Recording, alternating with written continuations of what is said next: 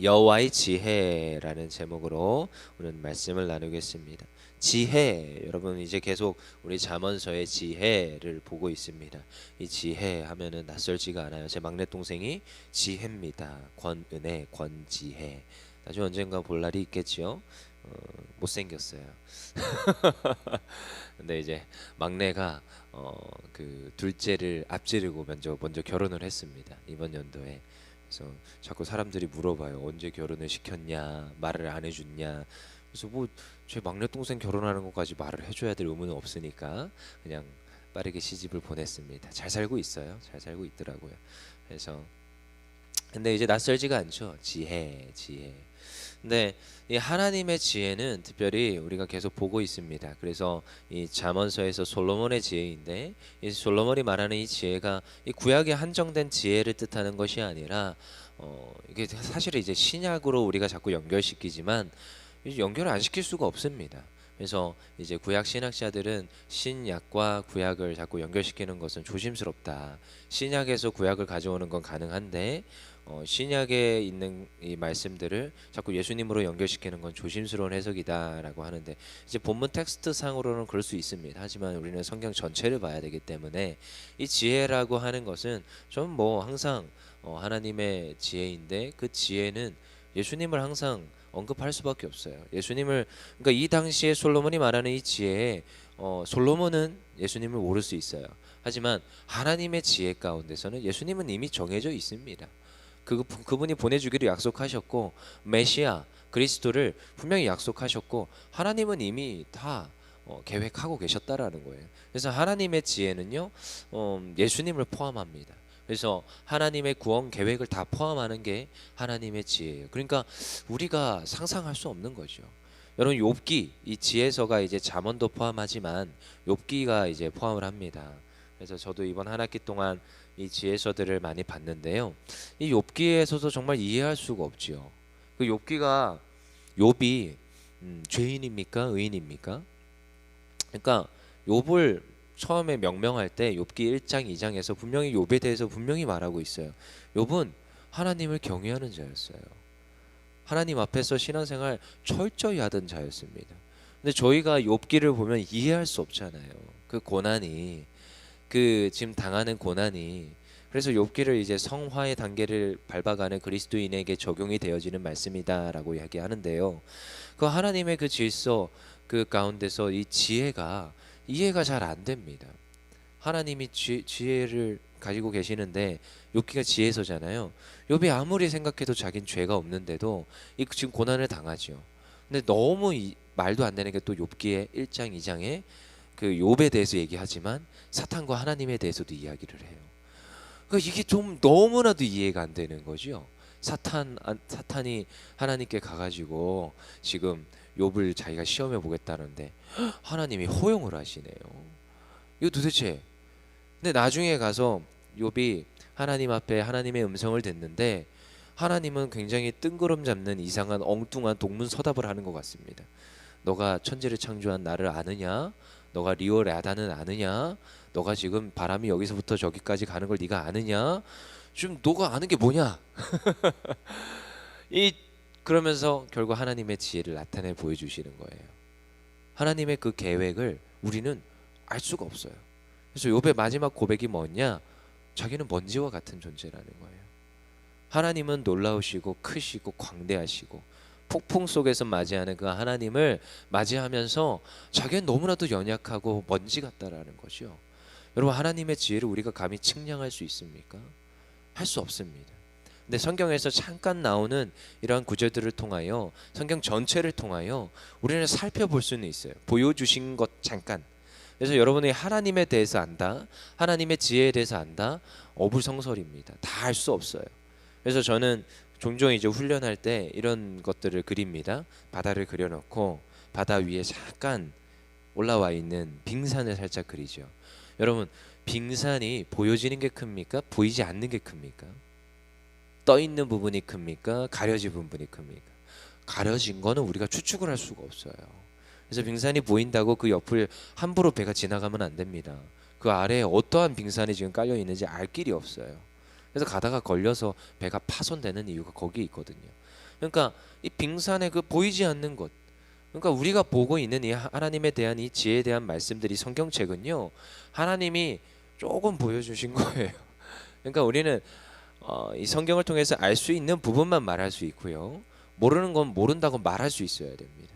하나님의 지혜에서 우리가 언급을 하지만 이 하나님의 지혜에 대해서 모르는 건 모른다고 말할 수 있어야 돼요. 그래서 저한테 종종 찾아오시는 분들이 있는데 제가 좀 더 연구해보고 알려드릴게요, 이렇게 얘기하는 경우들이 많습니다. 실제로 많아요. 제가 아직 너무나도 못 배워가지고 모르겠어요. 근데요, 성경을 찾아봐도 모르는 거 굉장히 많아요. 그만큼 우리가 하나님의 지혜에 대해서 이야기하는데요, 이 지혜에 대해서 우리가 많은 걸 알 수는 없지만 그럼에도 불구하고 오늘 잠언서 말씀을 지혜에 대해서 알아보자고요. 제가 사실은 이 하나님의 지혜에 대해서 그저께, 오늘이 수요일이죠, 이 월요일 날 저녁에 이제 히브리어 스터디를 하는데 한 7시부터 11시까지 합니다. 근데 이제 마지막 종강을 맞이하면서 공부를 해야 되는데 공부를 안 하고, 뭐 한마디로 쉽게 말하면 수다만 떨었어요. 목사님들하고. 근데 막 그 이것저것 수다를 떨다가 지혜에 대해서 이제 이야기를 한 거죠. 한 학기 동안 하나님의 지혜에 대해서 배웠는데, 그럼 지혜를 뭐라고 정의를 할까? 뭐 좀 정의를 해보자. 하나님의 지혜인데 정의가 안 되죠, 사실. 근데 이제 그 중에 제가 가장 마음에 꽂혔던 그 하나의 단어가 있었어요. 질서다, 이런 말을 하더라고요. 제가 말한 게 아니에요. 저기 어디 계시는 그 무슨 목사님이 말하신 건데, 질서다. 하나님의 질서를 회복하는 것이 하나님의 지혜이다라고 표현을 하더라고요. 굉장히 마음에 와 닿았습니다. 누가 어떤 대단한 학자가 말한 게 아니라 저기 오산에서 목회하고 계시는 목사님이 얘기하신 거예요. 근데 마음에 참 와 닿았습니다. 왜냐? 이 지혜가 하나님이 말씀하셨던 그 창조의 질서를 회복하는 것에 있다라는 거예요. 전 그 말에 굉장히 동의를 했습니다. 왜냐? 여러분, 하나님의 지혜가 예수님이고 하나님께서 우리를 구원하시는 구원 계획이신데, 여러분, 하나님의 지혜는 권요셉이라는 사람 한 명을 구원하는 것에 있지 않습니다. 그치요? 여기 계시는 여러분들 너무 소중해서 여러분들 구원하는 거 맞습니다. 우리 열정교회 성도들을 구원하는 거 맞습니다. 하지만 여기에만 한정돼 있으신 분이 아닙니다, 하나님. 전 그 말에 굉장히 동의를 합니다. 하나님이 태초에 천지를 창조하시고 하나님의 구원 계획을 세우십니다. 천지를 창조하시고 물론 너무나도 아름다웠어요. 그들을 지칭하셔서 뭐라고 했느냐? 토브. 아름답다, 좋았더라, 토브, 이 상태였어요. 근데 그들이 죄를 짓습니다. 인간에게 죄가 들어왔어요. 근데 하나님은 구원 계획을 세우세요. 그때부터. 그래, 내가 너의 후손을 통하여서 누구의 머리를 짓밟아요? 뱀의 머리를 짓밟는다는 거예요. 그때부터 구원 계획이 진행되는 겁니다. 근데 또 죄를 짓지요. 세상을 추방했는데 또 죄를 지어요. 뭐 바벨탑도 쌓고 별 난리를 핍니다. 근데 그때 죄를 지을 때마다 인간들이 또 회개를 합니다. 슈브 합니다. 슈브. 단어가 재미지요. 슈브, 회개를 해요. 그러니까 또 하나님이 또 회복을 시키세요. 누구를 보내주세요? 나중에 사사기에 보면은 선지자를 보내주시고 하나님의 사람들을 보내셔서 그들을 회복시킵니다. 근데 또 죄 지어요? 또 죄 짓습니다. 그럼 또 인간들이 또 하는 짓이 뭐냐? 토브가 아니라 슈브입니다. 슈브. 또 회개해요. 그럼 하나님이 또다시 선지자를 보내셔서 말씀을 주시고 또한 회복을 시키시는데 또다시 토브 상태로 가려고 하는데 또 뭐합니까? 또다시 죄를 지어요. 계속 반복입니다. 반복. 근데 그때 마지막 종지부를 찍는 하나님의 말씀을 들고 오시는 분이 있으신데 하나님이세요. 하나님이 하나님의 말씀을 들고 이 땅 가운데 하나님의 나라를 끌고 들어옵니다. 그리고 말씀을 선포하시며 우리를 구원하시겠다. 너희는 나를 믿는 자마다 멸망치 않고 영생을 하는 축복을 우리가 받게 됩니다. 그리고 나서 하나님이 원하시는 것은 무엇이냐? 다시 에덴 동산의 그 토브, 좋았더라, 그걸 회복하는 데 있어요. 여러분, 우리의 구원의 포커스가 아닙니다. 하나님은 우리를 만드실 때 애초부터 우리 인간을 지으신 목적의 최종 결론장이 무엇이었습니까? 우리를 통하여서 하나님이 영광 받으시기를 원하셨어요. 하나님이 심히 좋았어요. 그것이었어요. 그래서 하나님은 오늘도 하나님의 지혜 가운데 우리에게 말씀하시고 우리를 구원하시는데 그 최종 결론장은 우리를 통하여서 하나님의 영광이 되는 것인 줄 믿습니다. 그래서 하나님의 나라를 이루는 거예요. 하나님의 나라. 그래서 이게 모든 게 연결이 되어 있습니다. 그래서 하나님의 지혜의 최종장은 전 단언하건대 그분의 질서 회복에 있구나. 뭐 쉽게 얘기하면 뭐 토부를 회복한다. 하나님의 좋았던 하나님의 나라를 이루는 것에 있구나라는 것을 저는 확신을 합니다. 그래서 오늘 이 지혜, 왜 이렇게 서론이 기냐고요? 이 지혜, 지금 오늘 14장의 지혜가 좀 그렇다고 봅니다. 우리 읽겠습니다. 14장 1절 다시 시작. 지혜로운 여인은 자기 집을 세우되 미련한 여인은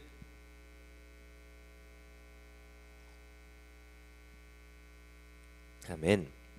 아침에 건조해가지고 특히 이렇게 이 히터를 틀면 더 건조하더라고요. 목에 삐쩍삐쩍 마릅니다. 지혜로운 여인이 무슨 집을 세워요? 자기 집을 세워요. 여기 지금 주어가 뭡니까? 우리 영어 배우셔서 아시죠? 지혜로운 여인은이 주어 같잖아요. 여러분 근데 이 지혜로운 여인은 이거 한글로 번역돼 있죠. 근데 원어로 그러니까 원어도 봐야 되나 봐요. 영어도 봐야 되고 지혜로운 여인은 그냥 지혜로운 여인은 그냥 한 단어예요. 그냥 하캄모트 이 단어를 쓰는데요. 이게 뭐냐? 그냥 지혜라는 단어예요. 하캄이 지혜예요. 여인일은 이 히브리어 단어가 없어요. 그렇죠? 그럼 뭡니까? 지혜가 그냥 여성형 명사입니다. 그래서 우리 영어 가운데서도 뭐 명사가 있고 어쩌고 하는데 영어는 여성 남성 이렇게 잘 구분을 안 하지만 히브리어는 여성형 남성형을 구분을 합니다. 그래서 여러분 그래서 뭐 아담이 뭡니까 자꾸 묻는데 아담은 그냥 그냥 히브리어로 사람입니다. 근데 그 사람이 이제 아담이 뭐냐 남성형 사람이에요. 남성형 사람. 그래서 그냥 아담이 남성이라고 생각하시면 되는 거죠. 쉽죠, 되게. 그러니까 이거 뭔 말이야 할 수 있는데 그 단어 자체가 그냥 사람이에요, 사람. 근데 이제 여기서 나오는 지혜는 여성형입니다. 그러니까 여자죠, 여자. 그러니까 여기서 그냥 축약해서 말하면 뭐예요? 지혜는 뭘 세워요? 자기의 집을 세운대요. 여러분 제가 서론을 왜 이렇게 길게 했는지 이해되십니까? 하나님의 지혜는 무엇을 세웁니까? 자기 집을 세워요. 자기 집을. 여러분 우리는 생각해 보아야 됩니다. 여러분 하나님께서 하나님이 일을 하는 목적이 우리의 구원이 포커스가 아닙니다. 하나님의 영광이 포커스입니다. 하나님의 나라를 이루는 것이 포커스입니다. 그래서 우리는 항상 포커스를 잘못 잡으면 안 됩니다. 내가 구원받았으니까 그냥 살아가야지. 여러분 어불성설입니다. 이상하죠? 누가 저 밖에서 난 지금 교회 안 나오는데 난 지금 앞으로도 교회 안 나갈 거지만 전 구원의 확신이 있어요. 전 거기다 대고 당연히 얘기합니다. 진짜 구원 받으셨습니까? 여러분 물어보셔야 됩니다. 진짜 구원 받은 자가 그런 삶을 살까요? 전 잘 모르겠습니다. I don't know. 정말 모르겠습니다. 구원 받은 자는 반드시 하나님의 집을 세우는 것에 쓰임 받는 거예요. 내가 하나님의 은혜를 알면 그 은혜를 보내는 자리로 나아가게 되어 있습니다. 내가 뭐가 미약하던 간에. 그래서 저가 정말로 너무나도 힘겨운 그런 권사님, 집사님을 뵐 때가 있었어요. 근데 그분들 너무나도 힘겨운데 뭐 교회에 나와서 청소라도 하십니다. 안 힘드세요? 허리도 불편하시고 지금 움직이는 것도 힘드신데 한 번쯤 와서 이렇게 눈 오는 날이면 이렇게 눈을 이렇게 밟고 들어와서 여기가 지저분해지잖아요. 평상시에는 먼지는 그냥 쓸어버리면 되는데 이게 그 찰박찰박하는 비를 맞고 들어오거나 눈을 밟고 들어오면 여기 이렇게 더러워지잖아요. 그럼 그거 보고 있으시다가 주중에 오셔가지고 열심히 또 닦고 계세요. 근데 그게 몸이 성한 집사님, 권사님들이 아니에요. 굉장히 불편하신 분들입니다. 그런데도 그렇게 하세요. 그럼 제가 또 도와드리고 하려고 해도 하지 말라는 거죠. 자기 일이라는 거 이거라도 해야겠대요. 그러면은 저도 뭐 어쩔 수 없이 갑니다. 하기 싫어서. 그렇지만 근데 그런 걸 보면서도 여러분 우리가 잘 생각해 봐야 된다는 거죠. 진짜로 내가 구원 받았습니다. 그럼 무엇을 해야 됩니까? 여러분 하나님의 구원은요. 하나님의 지혜는 결국 구원으로 가지만 우리 개인의 구원에 있지 않습니다. 물론 개인의 구원이 이루어져야 공동체의 구원이 이루어지지만 하나님의 공동체의 구원, 하나님의 나라를 이루는 것에 있습니다. 여러분 하나님의 계획이에요. 그래서 정말 저는 이 성경 말씀 속에서 예수님이 말씀하신 것처럼 한 마리 잃어버린 양을 찾으러 간다는 거에 전 가끔씩 울컥할 때 있어요. 하나님 그럼 99마리는요? 이럴 때가 있어요. 솔직히 저도 그 못된 첫째 아들처럼 지금 둘째 아들 저기 멀리 나갔다가 돌아왔는데 그 둘째 아들을 위하여서 소를 잡을 때 저도 첫째 아들의 심정이 이해가 될 때가 있습니다. 왜냐면 전 하나님 한 번도 떠나본 적이 없거든요. 하나님, 전 하나님 안에서 열심히 충성하였고 봉사하였는데 하나님 왜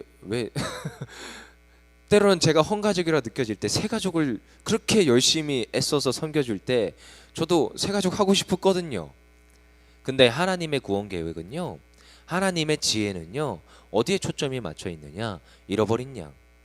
오늘도 여전히 찾으시는 그 잃어버린 양. 오늘도 새 가족. 오늘도 하나님의 교회를 세우는 것. 저 바깥에서 여전히 죽어가는 저자들. 그래서 교회가 해야 될 역할이 무엇이냐? 오늘도 우리가 구원을 받았어요. 그럼 나가서 복음 전하는 것. 그럼에도 불구하고 새 가족을 세우는 것. 그럼에도 불구하고 잃어버린 영혼을 찾아서 세우는 것. 그럼에도 불구하고 교회를 세우는 것. 그것이 하나님의 지혜의 최종장입니다. 그래서요, 내가 구원받았어요. 근데 구원받은 자리에 머물러 있다? 전 구원받은 걸 의심해 봐야 된다 생각합니다. 구원의 확신을 가지라 말하는데 여전히 나는 내 구원만 가지고 나만 잘 살겠다, 나만 아름다워, 나만 좋았더라, 여전히 나만 토부해. 그건 정말 착각입니다. 하나님은 오늘도 무엇을 세웁니까? 자기 집을 세워요. 그래서 오늘도 저는 과감히 말합니다. 자기 집을 세우지 아니하는 것이다? 그러면 저는 때로는 의심해 봐야 된다. 그리고 저도 늘 고민합니다. 하나님, 제가 무엇을 위해서 이 자리에서 쓰임 받습니까? 그래서 저는 항상 준비돼 있어요. 하나님, 가라 하시면 가겠습니다. 여기서 가라 하시면은 뭐 제가 말썽을 피우거나 뭐 이런 것들이 있을 수 있겠죠. 하나님, 근데 제가 하나님의 교회를 세우는 데 있어서 방해가 된다면 저는 그냥 사라지길 원합니다. 메아리와 같은 존재여야 되는 거예요. 앞에 설교자는 하나님을 드러내고 하나님 말씀을 선포하는 거지, 내가 높아지고 내가 어떠한 자리에 쓰기 시작한다면 하나님, 저는 그때는 다 버리고 그냥 사라지겠습니다. 왜요? 집을 세우지 못한다면. 미련한 여인은 자기 손으로 무엇을 합니까? 그것을 헙니다. 계속 대조되지요. 미련한 여인, 미련한 자, 교만한 자, 거만한 자. 이게 무엇입니까? 지혜와 반대되는 언어예요. 그러니까 그 집을 헌다는 거예요. 집을 헌다. 여러분, 우리는 이 자리에 서면 안 됩니다. 특별히 하나님은 누구한테 엄격하시냐? 하나님을 아는 자에게 엄격하십니다. 지혜를 아는 자에게. 오늘 사실 1절만 봐도 다 할 수 있어요. 이미 뭐 1절에 다 포함되어 있습니다. 뒤에도 똑같은 이야기예요. 그래서 그러면은 좀 자중하고 있으면 안 됩니까? 안 돼요. 어떻게 해야 돼요? 우리 4절이라도 읽어봅시다. 4절 읽고 마치겠습니다. 시작. 소가 없으면 구유는 깨끗하려니와 소의 힘으로 얻는 것이 많으니라. 차라리 소가 없었더라면 깨끗했을 텐데. 근데요, 여러분, 그렇다고 우리가 아무것도 하지 말라는 게 아닙니다. 어떻게 하라고요? 4절에 뒤에 소의 힘으로 얻는 것이 많다는 것입니다. 여러분, 그래서 우리가 어쩌면 소 같은 존재, 열심히 일해야 되는 충성된 종일 수 있고 일꾼일 수 있습니다. 여기 앞에 있는 저도 종이고요. 여러분도 다 종입니다. 하나님 입장에서 하나님 쓰시는 거예요. 근데 여러분, 이거 얼마나 놀랍습니까? 하나님의 지혜에 하나님의 나라를 세워가는 곳에 사실 저 없어도 하나님은 이루어 가십니다. 하나님은 전능하시고 전지하신 분이니까. 하지만 하나님이 어디에 초청하시느냐? 그 하나님의 일에 우리를 소로 초청해요. 소라고 표현해서 죄송합니다. 하지만 여기 소라고 나와 있으니까요. 소로 초청해서 우리를 사용하여 주십니다. 이게 얼마나 놀라운 일입니까? 근데 이 소가 지나간 자리에 무엇이 맺습니까? 밭을 갈고 씨를 뿌리는 그 자리에 결국 자라나게 되고 열매 맺게 되는 줄 믿습니다. 우리가 정말로 그 하나님의 일을 이루어가고 오늘 이 지혜가 자기의 집, 하나님의 집을 하나님께서 이루어 가시지만 오늘도 우리가 소가 되어 가시고 그 하나님의 집을 이루어가는 곳에, 지어가는 곳에 쓰임받는 하나님의 일꾼들 됨을 믿습니다.